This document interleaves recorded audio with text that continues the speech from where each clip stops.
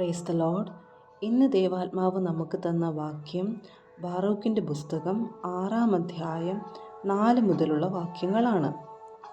നിങ്ങൾ വെള്ളി, സ്വർണം, മരം എന്നിവ കൊണ്ട് നിർമ്മിച്ച ദേവന്മാരെ കാണും.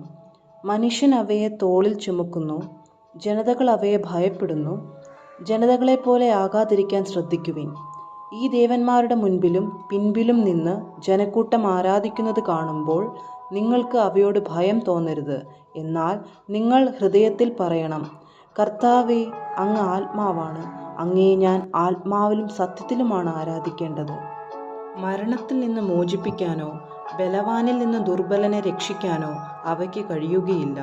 അന്ധന് കാഴ്ച നൽകാനോ ആകുലതയിൽ നിന്ന് ഒരുവനെ വിമുക്തനാക്കാനോ അവയ്ക്ക് സാധിക്കുകയില്ല. വിധവയോട് കാരുണ്യം കാണിക്കാനോ അനാഥനു നന്മ ചെയ്യാനോ അവയ്ക്ക് കഴിവില്ല. തടി കൊണ്ട് നിർമ്മിക്കുകയും സ്വർണവും വെള്ളിയും കൊണ്ട് പൊതിയുകയും ചെയ്തിരിക്കുന്ന ഈ ദേവന്മാർ പർവ്വതങ്ങളിലെ കല്ലുകൾക്ക് സാമാന്യമാണ്. അവയെ ആരാധിക്കുന്നവർ ലജ്ജിതരാകും. എന്നിട്ടും അവ ദേവന്മാരെന്ന് കരുതുകയും അപ്രകാരം അവയെ വിളിക്കുകയും ചെയ്യുന്നത് എന്തുകൊണ്ട്? God bless you.